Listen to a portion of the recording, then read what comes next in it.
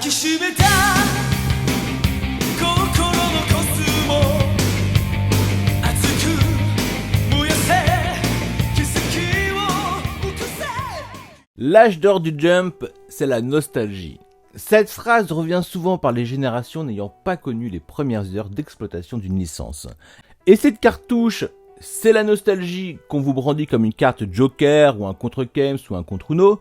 Cette phrase a comme qui dirait quelque chose de péjoratif. Tout ça pour dire que votre jugement est biaisé par la nostalgie. Mais ne faudrait-il pas accepter cet élément qu'est la nostalgie comme un ingrédient supplémentaire donnant une certaine longévité et légitimité au succès éditorial ou juste d'estime d'une licence ? Cette phrase revient souvent par les générations n'ayant pas connu les premières heures d'exploitation d'une licence. Et cette cartouche, qu'est la nostalgie, qu'on vous brandit comme une carte Joker ou un contre Kems ou un contre Uno, cette phrase a comme qui dirait quelque chose de péjoratif. Tout ça pour vous dire que votre jugement est biaisé par la nostalgie. Mais ne faudrait-il pas accepter cet élément, qu'est la nostalgie, comme un ingrédient supplémentaire donnant une certaine longévité et légitimité au succès éditorial ou juste d'estime d'une licence. Enfin, devons-nous laisser l'histoire se faire réécrire par les nouvelles générations de lecteurs qui minimisent l'apport de ces œuvres sur celles d'aujourd'hui ?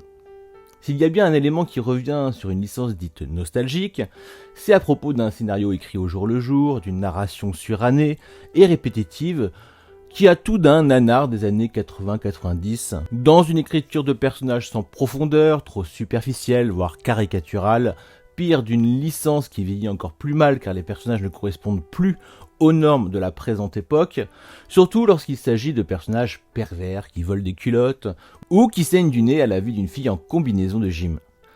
Comme si, parce que nous trouvions ces personnages attachants, nous donnions du crédit à leurs agissements, et que cela faisait du récit une apologie de leur déviance, surtout envers le jeune lectorat.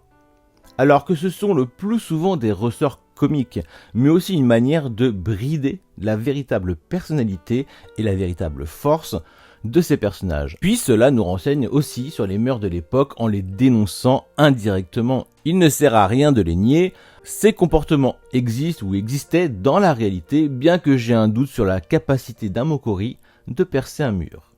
Enfin, si l'homme ou le vieillard est tourné en ridicule, que ce soit dans Dragon Ball, City Hunter ou Ranma 1/2, les personnages féminins ne sont jamais vulgaires ou véritablement sexualisés dans ces licences, malgré leur nudité. Contrairement à des titres tels que Cobra ou One Piece, pour ne citer que. Il ne faut pas oublier que si on se réfère aux mangaka du Weekly Shonen Jump, qu'on a souvent affaire à des jeunes talents qui débutent et qui évoluent avec leurs titres. C'était un peu l'ADN du magazine de miser sur de jeunes pousses qui progresseront exclusivement en leur sein. Il est souvent reproché au mangaka de Senseiya de dessiner ses personnages de 3/4. Au mangaka de Captain Tsubasa, les problèmes de proportion avec des jambes de 3 mètres de haut, ou à d'autres mangaka des dessins arrondis, moches et maladroits, alors que pour la plupart, ceux-ci finiront par évoluer avec l'expérience. Quoique, je vous ai peut-être cité 2 exceptions, mais on y reviendra dessus. Parlons d'abord un peu de la génération nanar. Celle qui a grandi, entre autres, avec les productions de films hollywoodiens, et je pense à 2 comédiens qui ont particulièrement marqué cette époque en la personne de Sylvester Stallone et Arnold Schwarzenegger.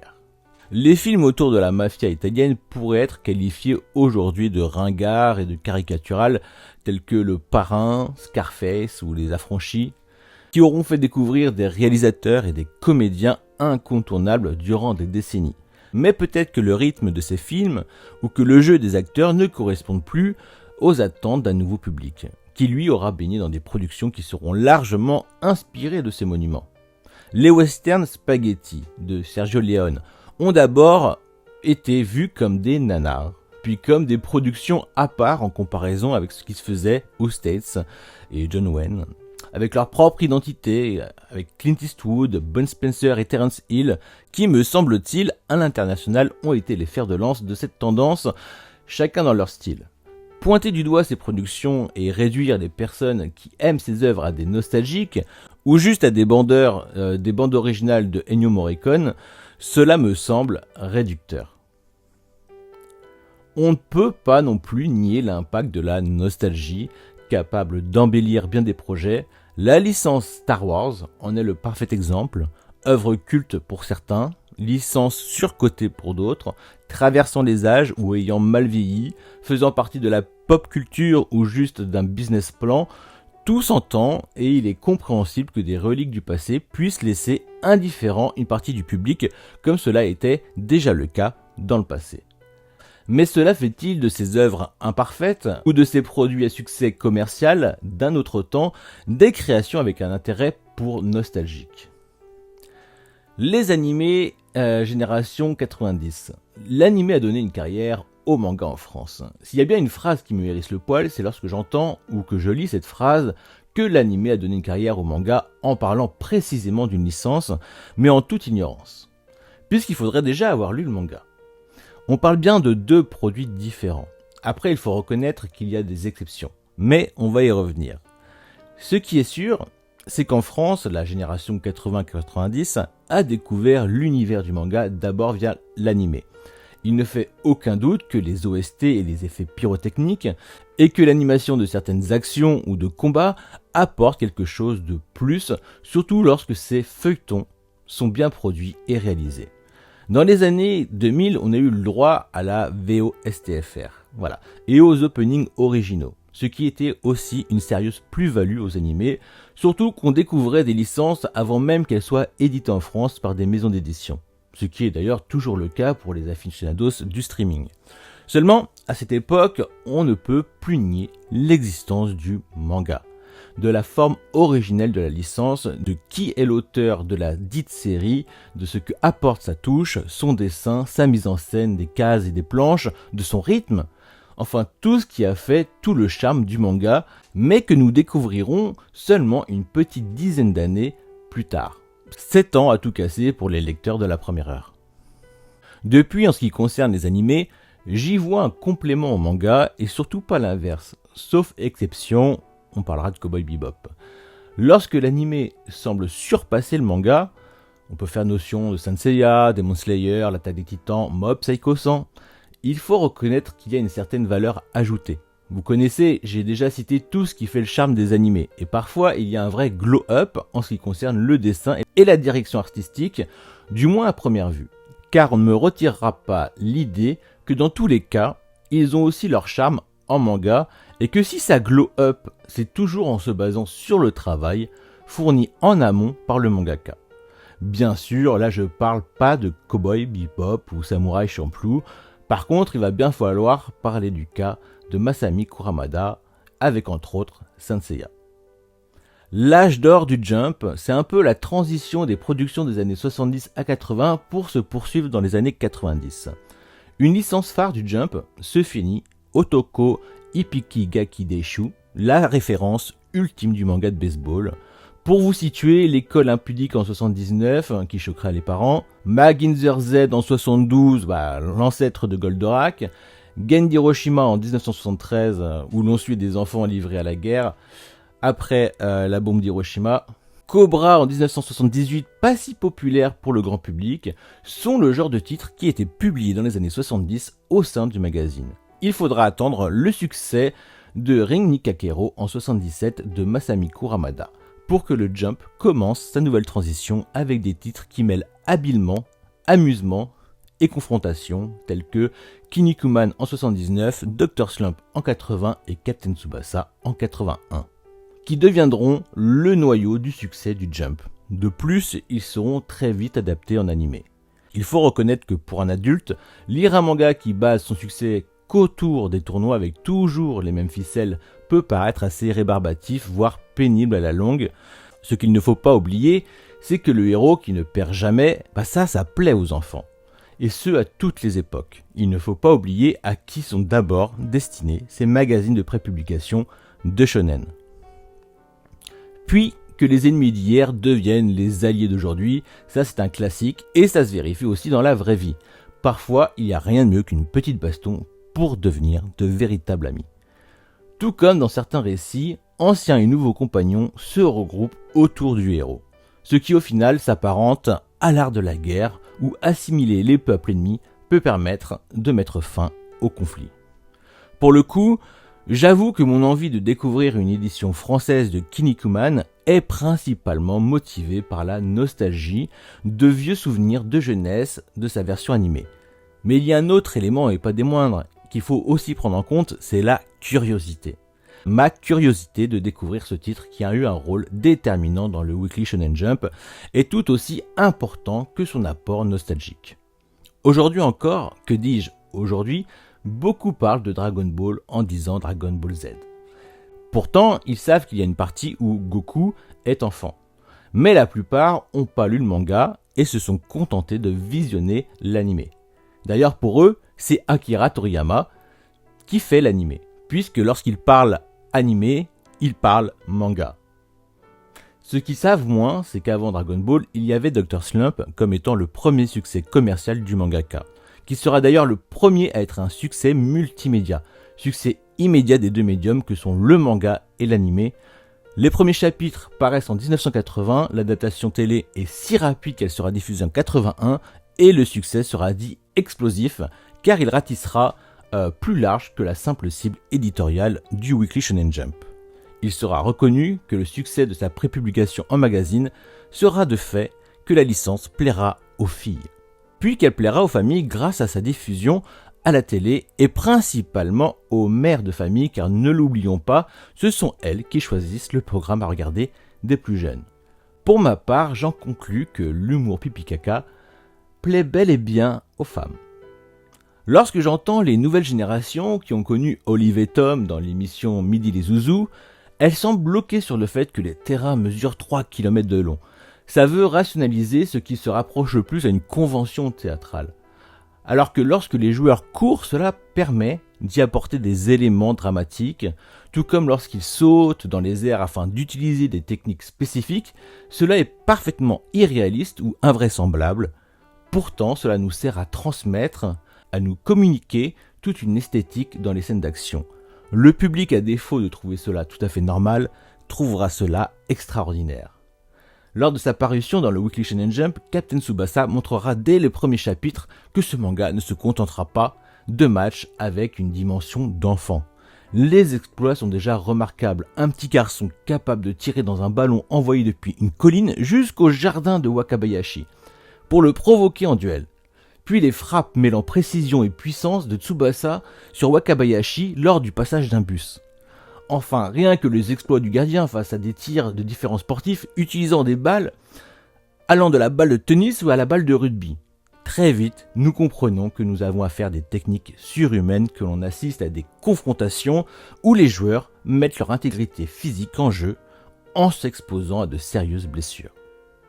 On remarquera que Kojiro Yuga, Mark Landers, a toutes les qualités du héros de shonen. Il s'entraînera sans relâche pour devenir toujours plus fort. Il fera preuve d'abnégation pour atteindre ses objectifs, aussi vital soit-il lorsqu'il est question de prendre soin de sa famille. Alors que Tsubasa est un héros destiné à toujours aller de l'avant, un joueur surcheaté qui considérera le ballon comme son meilleur ami et qui nous transmettra le plaisir de jouer au foot avec ses amis. Captain Tsubasa est une œuvre qui en son temps a marqué et façonné le monde du football japonais et les enfants du monde entier qui, une fois professionnels, reconnaîtront l'influence de l'anime sur leur désir de jouer au foot, mais aussi au plus haut niveau. Il est dit qu'un manga de qualité adapté en animé a de fortes chances que cela devienne un succès, puisqu'il ratissera un public plus large au sein des familles par exemple. Et contrairement à ce que certains aiment avancer, le manga ne deviendra pas meilleur parce qu'il a été adapté en animé.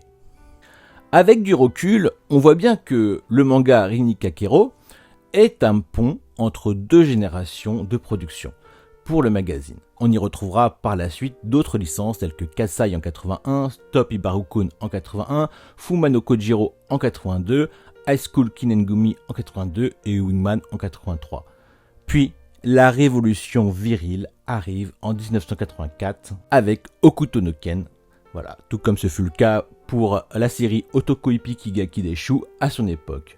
une nouvelle page se tourne dans l'histoire du manga dramatique avec de véritables grands ennemis identifiés et tout laisse penser que le véritable âge d'or du magazine débute en 1984.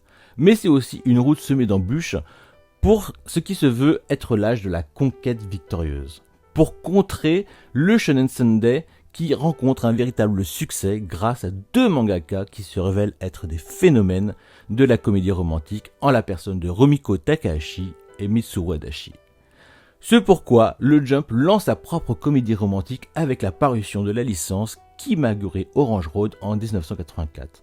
Mais ce qui se révélera être le véritable pilier de l'âge d'or du Jump, ce sera la parution de la licence Dragon Ball en 1984 toujours. L'introduction des tournois d'arts martiaux, le renouvellement des ennemis et des rivaux, l'apparition de Tao Pai Pai qui donne une nouvelle dimension à la série, plus sérieuse. La personnalité des personnages secondaires que sont par exemple Bulma, Yamcha, Kame Sennin, Krillin, Tenshin Han, Piccolo et Vegeta apporte une notion d'épique dont certains deviendront comme des membres de la famille. Akira Toriyama nous offre une représentation du mal qui diffère à chaque ennemi. Avec l'armée du ruban rouge, il est question d'une organisation cherchant à diriger le monde, un peu à l'instar du Troisième Reich. Avec Piccolo Daimo, un démon aux origines extraterrestres qui a pris la place d'un dieu sur Terre et qui souhaite retrouver son statut. Piccolo, le fils du démon qui cherche d'abord à venger son père ou juste à trouver sa place sur Terre. Les Saiyans, un peuple de guerriers mercenaires extraterrestres qui renvoie aux origines de Goku. Freezer, le tyran à la conquête des galaxies et à soumettre les peuples. Cell, la forme évoluée à la recherche de la perfection. Et Boo, le mal absolu, qui laisse libre cours à ses instincts destructeurs.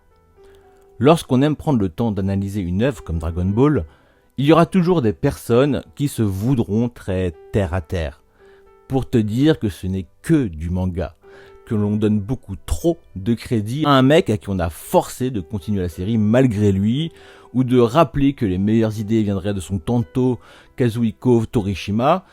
Et ça, c'est aussi dû aux flegmes japonais qui aiment minimiser leur implication personnelle dans leur production lors d'interviews. En tout cas, j'aimerais bien savoir lequel des deux a ghosté son frère de sang pour un frère d'armes. Oui, je fais référence à Raditz et Vegeta. Oui, ça c'est un truc qui m'a traumatisé.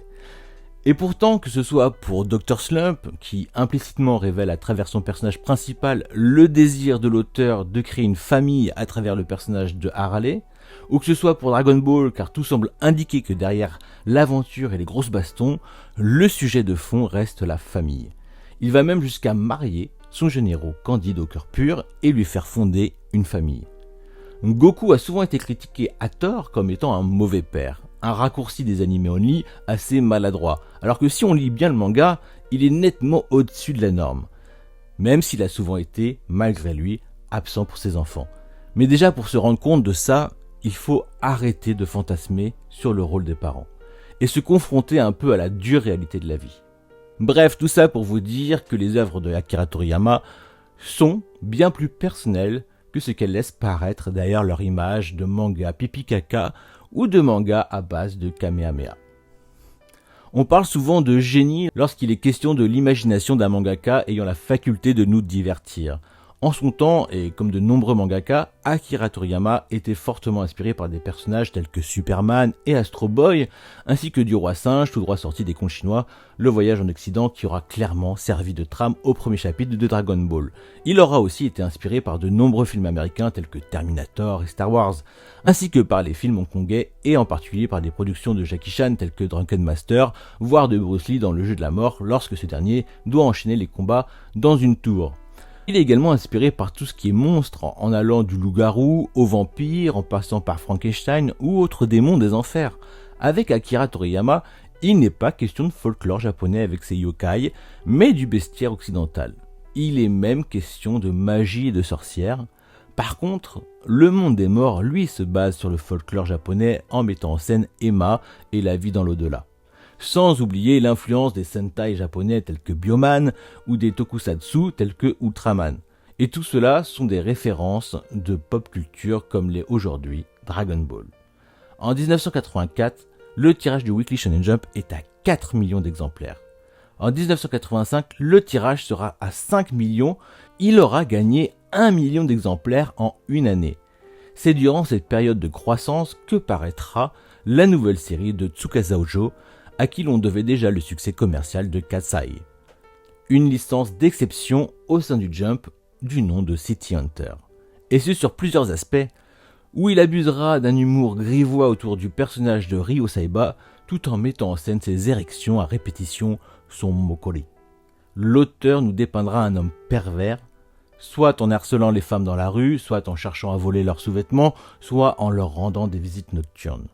Un portrait peu flatteur de vieux pervers que l'on retrouvait aussi dans les œuvres de Rumiko Takahashi, mais cela avait aussi pour but, dans le cas de Ryo Saiba, de nous offrir un contraste saisissant avec ce tueur et garde du corps romantique trop badass qui se fait appeler City Hunter. Au final, le duo Kaori-Ryo est peut-être un des couples le plus beau et le plus pur du manga game. Masami Kuramada aussi rencontrera de nouveau le succès avec Saint Seiya en 1986. Après Rini Kakero, il aura connu quelques échecs, jusqu'à ce qu'il décide de créer une œuvre pensée pour une exploitation multiple avec des ambitions commerciales assumées, telles l'animé et les produits dérivés, donc les figurines.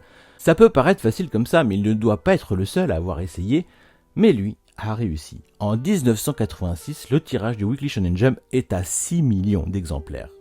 Ce qu'on reproche aujourd'hui à Masami Kuramada et à ses œuvres, c'est qu'elles ne correspondent plus aux standards du grand public, de leurs attentes par rapport à la narration ou au dessin, qu'elles ne recrutent pas de nouveaux fans parmi la jeunesse, mais surtout que le succès commercial ne signifie pas que la qualité soit au rendez-vous. Voilà, des mauvaises langues parleront de Fairy Tail et Demon Slayer comme référence. Là, on est évidemment sur un avis, tout ce qu'il y a de plus subjectif, parce que de nombreuses personnes peuvent aujourd'hui encore adorer ces œuvres. Ces détracteurs veulent bien reconnaître une influence évidente de Saint Seiya, ainsi que l'apport de nouveaux codes pour le shonen. Pourtant, ils n'estiment pas que ce soit synonyme de qualité. Comment nier la qualité intrinsèque d'une œuvre et l'importance de son succès commercial, que ce soit pour Saint Seiya, mais aussi Fairy Tail, que je porte pas vraiment dans mon cœur, voilà, comme ça fait un bon exemple, on nous répondra que le succès populaire ne signifie pas que c'est un bon manga. Pourtant, il a aussi un succès d'estime. Et, nostalgie ou pas, bon nombre de lecteurs sont reconnaissants envers Kuramada pour avoir créé cet univers dont un lore fantastique d'une richesse folle, puisque sans limite, un univers certes embelli sur bien des aspects par son animé, mais faisant bel et bien partie de l'univers du mangaka. On me dira, oui, mais il exploite l'univers de la mythologie grecque, c'est pour élargir son public. Tout comme mettre en scène un boys band, c'est pour plaire aux filles. Et le fait de dessiner des armures de chevaliers, c'est d'abord dans l'optique de vendre des jouets avec Bandai. De toutes les manières, je suis lucide, je n'arriverai pas à convaincre les personnes qui se font chier à la lecture du manga. Ou même ceux dont juste la vue des dessins les ont rebutés. Et que dire de ceux qui pensent que le spin-off de Lost Canvas est meilleur que l'œuvre originale? En vrai, je reconnais qu'à la lecture de Next Dimension, il aurait pu nettement s'améliorer avec le temps. Et pas forcément dans le dessin, parce qu'au contraire, ça me rassure, moi, ce côté old school, qui fait tout son charme, mais plutôt dans les dialogues et la narration, qui au final reste très répétitif. Le truc, c'est que la nostalgie, c'est aussi appliqué à des œuvres telles que Dragon Ball. Pourtant, aujourd'hui encore, lorsque je regarde les planches du maître, je les trouve d'une modernité folle.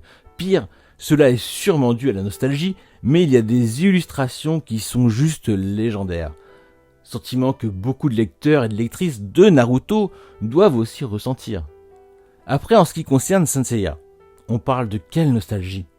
La partie d'Hadès est parue comme un arc inédit en manga. Et pour moi, après l'arc du sanctuaire, il est l'un des plus mémorables avec l'apparition de Doko, le chevalier de la balance, et son plot twist. Et la confrontation de Shaka face à 3 chevaliers d'or renégats qui se retrouvent obligés d'utiliser la technique d'Athena Exclamation face à ce chevalier de la Vierge. Cette partie, je l'ai d'abord découvert en manga, et non en animé. Dragon Ball, que j'ai découvert comme toute une génération en animé, aujourd'hui, je ne jure que par son OST. Voilà, sinon c'est uniquement dans le manga que je me replonge. Il y a un véritable plaisir à se plonger dans des œuvres où l'on voit le dessin évoluer de tome en tome. Je pense à Hokuto no Ken, City Hunter, Slam Dunk, et ils sont peut-être aujourd'hui les meilleurs dessinateurs, enfin, en tout cas ils ont marqué leur temps. Moi, ce dont je suis sûr, c'est que par exemple Naruto n'existe pas sans Dragon Ball, Slam Dunk et l'Habitant de l'Infini. Tout comme Yu Yu Hakusho n'existe pas sans Dragon Ball et Saint Seiya. Après Saint Seiya, paraîtra dans le Weekly Shonen Jump des séries incontournables qui auront participé à donner leur lettre de noblesse à cet âge d'or du Jump, notamment avec Jojo Bizarre Aventure en 1987, Roku Denshi Blues Abastar en 1988, à Dragon Quest Dinoboken en 1989, à Yu Yu Hakusho en 90, à Video Girl Eye en 90, à Slam Dunk en 91 et à Kenshin le Vagabond en 94. Pour vous dire, en 1994, le tirage du magazine s'élèvera jusqu'à 6,5 millions d'exemplaires, alors qu'entre-temps, de nouveaux divertissements sont apparus avec la sortie de la NES. Ce sera d'ailleurs à cette occasion que la licence Dragon Quest, la quête de Dai, paraîtra dans le magazine spécialisé du V-Jump. Enfin, cet âge d'or du magazine de prépublication prendra fin avec les derniers chapitres de Dragon Ball et de Slam Dunk. Il faudra attendre les années 2000 avant que de nouvelles licences prennent la relève avec en fer de lance Naruto, One Piece, Hunter x Hunter et Bleach. 20 ans après, ces derniers font encore l'actualité. Mais pour certains, ils ont déjà l'aura et les qualités d'un produit dit nostalgique. Pour appuyer mes propos, je me suis basé sur cet ouvrage traitant justement de l'âge d'or du Jump. N'hésitez pas à vous le procurer si vous souhaitez connaître toujours plus d'anecdotes autour de ce magazine de prépublication. Sur ce, j'espère que cette vidéo vous a plu. Vous l'avez compris, qu'on affirme que votre plaisir de lecture se base uniquement sur la nostalgie, c'est trop facile et réducteur.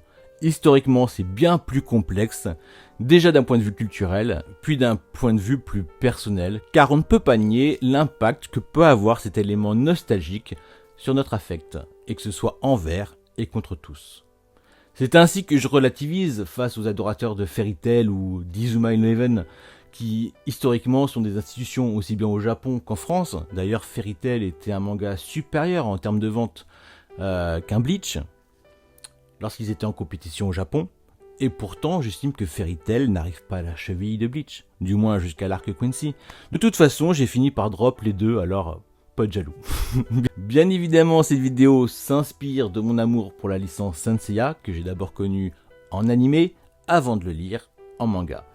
Mais aussi et surtout suite à l'annonce de Naban d'éditer Kojiro no Fuma, une autre œuvre de Masami Kuramada, peut-être pas son plus grand succès, pour le meilleur et pour le pire, une annonce qui aura fait couler beaucoup d'encre entre deux comptes que je suis sur Twitter et que je salue pour l'inspiration. Je vous dis à bientôt, prenez soin de vous, ciao.